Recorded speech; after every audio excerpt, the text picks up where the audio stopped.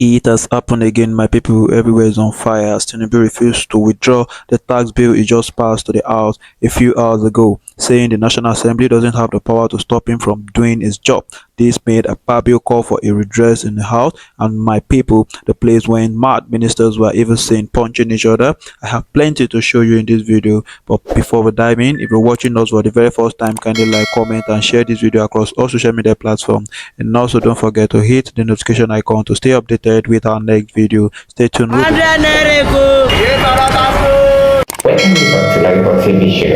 The whole of crime scene is happening in the street again.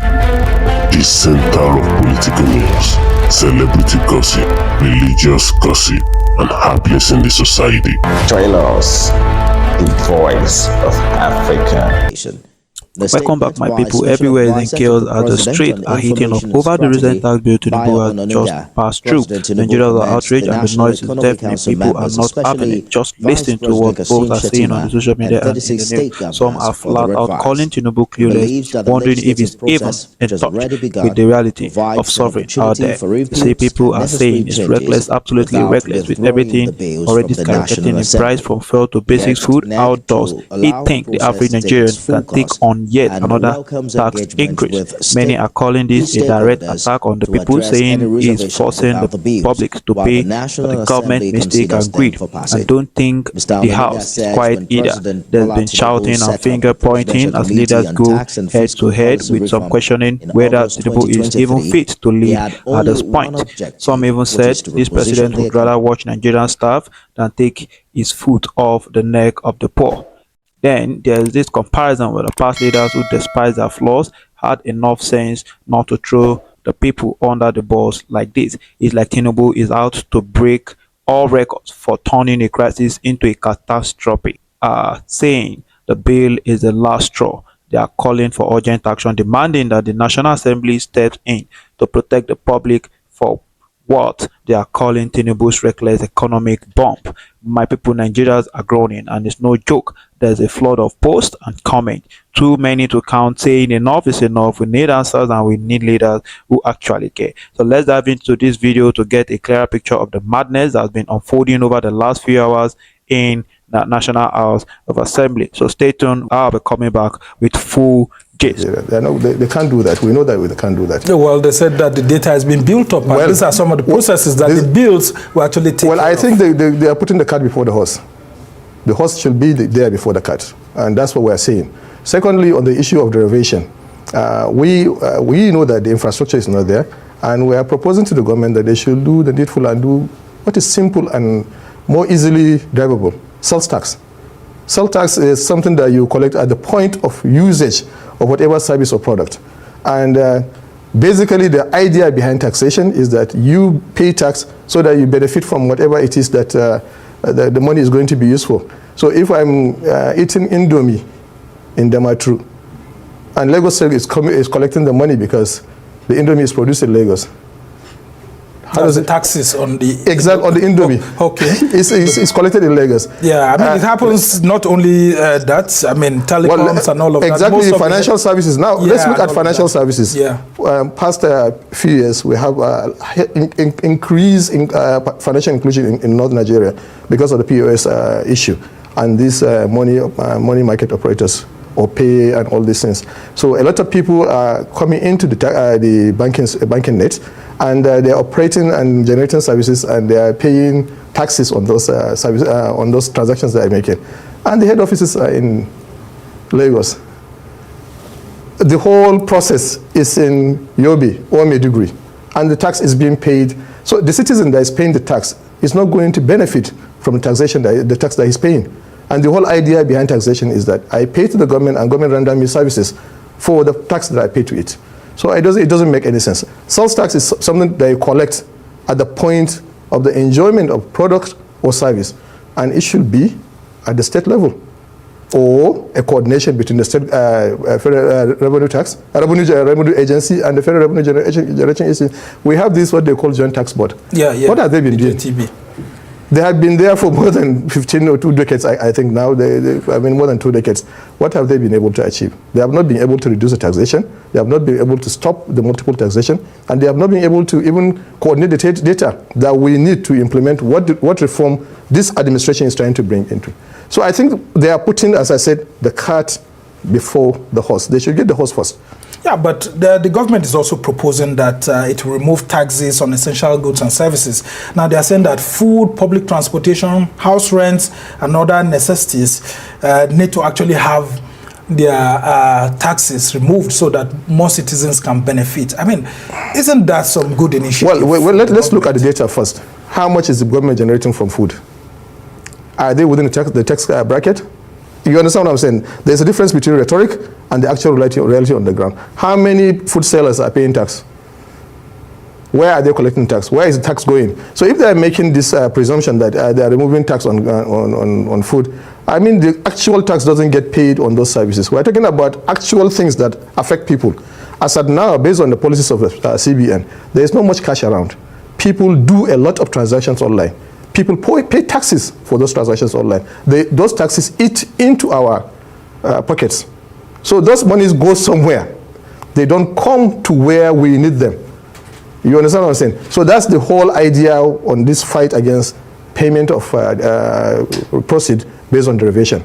It should be fairer. Well, if you listen to this, I want us to really base our talk, our conversation here on those things that the government says is going to trickle down to people. Now, Taiwo Oyedele, who actually heads the presidential committee, I want you to hear what he said. He said, if you hire a taxi, we assume that you're not the poorest Nigerian, so you have to pay the tax. Whereas if you get into a bus, that will be completely tax-free. That's what we've done. Those are some of the things. That's too elitist. That's too elitist. Taiwo Oyedele, I'm very sure, has not used taxi or public transport in a long time in his life, because he should know that there is no public bus being operated anywhere in Nigeria. So everybody uses public transport, taxi most especially, in places like Abuja and in places like Kano. So those are not even within the tax bracket. So it still boils down to data? Yeah, they don't have the infrastructure. What they are supposed to do, apart not presenting tax bills, is building on the infrastructure, getting the data ready. This is a country that doesn't even have a social register. But a country that has a database... Well, we actually do have a social register, but maybe it's not up to date. It's not something that they can use, because anytime they want to do palliative, whatever it is, they bring a form, you fill a form, you pay, put your BVN, your account number. If they have a social register, they don't need to do that. They should know within their system who needs this palliatives more. You understand what I'm saying? So the point here is, this is a government that has data for voters, but they don't have a comprehensive data for the people that needs the palliative more. Of course, you know, politicians, the point here we are saying is that as Area Economic Forum, we are not against government. We are willing to work with any government that comes into power to better the lives of our people. But what we are saying is that the government should do the needful, not punish people for its own inefficiencies. If they really want to do the tax reform, first they should have the tax data and know the vulnerable people, where they are, and how they can reach them. But you don't come up every other day, every other week, and start telling us that we are doing palliative, we are doing, what do they call them? All these social investment programs, and we want you to fill a form. Why don't you know where I am? I'm a Nigerian. Yeah, but is there a need for us to actually raise that tax? Because the government is saying that it doesn't have enough monies, and it says our VAT, which was recently moved to 7.5, is not enough. The government that can afford to buy airplanes, to go on this junketing, to carry hundreds of people for foreign trips, for having legislators collecting this jumbo amount of money, should have that kind of money to do what's needful to make the nation be alive. We're talking about the lives of people. We're talking about the existence of the corporate existence of the nation, because you cannot govern a country that doesn't have people. You cannot govern a country that people are hungry. People are really hungry. Well, the presidential committee says we're undertaxed. So we need to actually move the VAT from 7.5%. I agree with you. I first said that we are not undertaxed. I agree with you on one issue. We are not undertaxed. We are very poor at collecting taxes. Okay. And that's what we are saying. If the government is really sincere, it's not to increase the taxes, but to create the infrastructure that is needed to collect the taxes that are necessary. Yeah, but it wants to build the VAT to about 15%. That's what I'm saying. That's what we don't. 7.5 to 12.5. Let me restate what I said. The government is putting the cart before the horse. What we are saying is that know the people that are supposed to pay the tax, put the infrastructure in place. Know me, Ibrahim Ndakata, is from Dakata Ward in Nasra local government in Kano, and this is what I do. This is what I earn. This is what I am supposed to pay as tax. Or I should be exempted from tax. Then I should be on the social register where if you are giving out palliatives, you will know how to reach me. You should know your citizens. You understand what I'm saying? So what we are saying is that we're not against government increasing taxes, but it should be done based on the fact that they have reliable data and the reason why they are doing it. As I said, if you are saying that you are removing tax on food items, okay, what part of the food items that we consume in Nigeria goes through our borders, or goes through the shipping system, or goes through the transportation system, that the taxes that are collected goes to the federal government or state government? We all know that it doesn't happen. So this is just like something you're just saying, I'm going to slap you, but I'm in Abuja, you are in Kano, and you're going to slap me, but I'm in Abuja. That's exactly what the government is saying. They are removing taxes on something that they are not even taxing before. So it's just interesting perspective. Now let's go into the politics of it. How could President Tinubu's deputy, Vice President Kashim Shettima, be chairing that meeting of the National Economic Council with the 36 state governors, and his boss comes out to say, "Look, I don't go with what you're saying." Does it mean like there's no communication between within the presidency? From our perspective, it's just the president telling the whole nation that they should go to hell, that he's going ahead with whatever he wants to do. Yeah, because he says the impute could be made at the National Assembly, but not for its democracy is about representation. The vice president was voted into power together with the president and the joint ticket. So it's not only President Bola Ahmed TINUBU that was voted into power, it was a joint ticket. So the vice president represents a constituency. The 36 governors represent the whole nation. So if the president is saying that I will not listen to your advice, it goes to say... No, he's saying that the advice should be sent to the National Assembly, but that withdrawing the bill now or stepping it down is what is not happy with. They are saying the same thing, because what they are saying is that withdraw the bill for more consultation. He is saying that this consultation should happen at the National Assembly. Now, we all know what the National Assembly is. Well, I don't know. You tell me. We all know. What exactly? We all know. What do you know about the National Assembly? We all know the kind of robust arguments that happen in the robust arguments that happen in the National Assembly. So we believe that we will not get what we want at the National Assembly. And I think it's based on that fact that the governors are saying that we should have more consultation before presenting these bills to the National Assembly.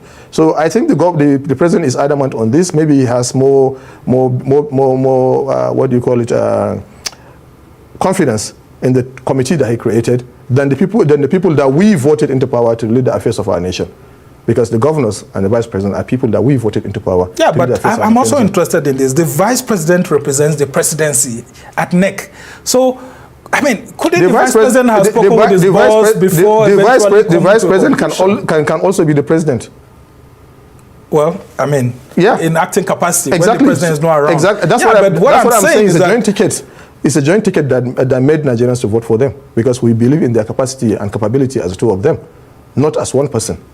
So if the other person is telling the other person that he's not capable, or the whole of them are not capable, or he believes that whatever process he puts in place must be followed, then it leaves so much to be desired. Now let's talk about why it looks like the North seems to be against President Tinubu and his government on this particular issue. We've seen Bayo Ononuga, who is the president's spokesman, writing a very lengthy article as to why this is not targeted at the North. The VAT, there's been this controversy whether the selling of whether VAT should be given to states that actually destroy bottles of beers and all of that, while the North is saying that, look, whether it is fair for me to be consuming communications, like you just give an example here, consuming something here, and then a company is paying the dividends, the dividends, the dividends somewhere else. Yes. Well, so why does it look like there's a clash between the president and the North? There is no clash between the president and the North. The only thing is that we may be Abokis, but we have a long memory. We remember what happened when he was a governor on the issue of this VAT. We remember what happened when Wike was a governor on this issue of VAT. So we all know that the agenda has always been there. So we are not fighting the president or the presidency. We are fighting the idea of looking at us as leeches in this country. We consume. We have the largest population. We have the largest land mass, and we consume. But well, the argument on the other side so of the divide is that the quality of consumption in the north is not so much like that of the south, and that's why you see some people are canvassing. Where are the data coming from? Who has that data? If they say that, and everybody believes that Kano is the largest commercial city outside Lagos in Nigeria, then where is that data coming from? Well, if you look at the consumption pattern between the different sides of the country, you will see that there's been this argument that, I mean, Kano, for example, keeps destroying alcoholic products through its Hisba and all of that. Yet when VAT comes, how much does alcohol? It takes money from the federal government. How much does alcohol contribute to the VAT? How much alcohol is consumed in Nigeria? What percentage of alcohol consumption contributes to the VAT? And what we are proposing with the sales tax is that, okay, if we have the sales tax, then we will be collecting money that has no alcohol in it, because consumption tax. You understand? Not value-added tax, consumption tax. What we're saying that, okay, let's go to the sales tax. You understand what I'm saying? So if we are not drinking beer, nobody's giving us on beer. So let's do that. Yeah, I mean, I've seen this sales tax actually being used in some Asian countries and all of that. But do you think it's more? We used to have it in Nigeria too. Oh, interesting. Yeah, we used to have it in Nigeria. It's a failure of the system that made them to go the round circuitous way of going the shortcut of collecting VAT at the point of production. Yeah, I think that was under Babangida's. Yeah, but we used to pay sales tax. If you remember, whenever you buy anything, they put stamp on the receipt. Even if it's excise book here, you buy, they put stamp on the receipt, and that's how you pay the tax. So the sales tax, will it be going to the state governments directly, or it will still be shared? Exactly. That will be the basis for derivation. Okay. Yes. Interesting. That will be a fair basis of derivation. Okay. Yes. So now let's talk about these bills. And before you reach that, okay. The North is not against Bola Ahmed TINUBU. We gave him the largest amount of votes, much more higher than what he got from his own region. So we're not against him. And the North has kept Nigeria going and will keep Nigeria going. It was the North that made Nigeria, and it's the North that making Nigeria to still be in Nigeria. So we are not against any section, and we have never chased any section away from the North. Remember, a certain minister now, when he was a governor, declared that his state was a Christian state. No state in northern Nigeria has ever declared that state to be an Islamic state, only Sharia compliant state. And Sharia gives equal right to Christians, Muslims, and non-Muslims alike.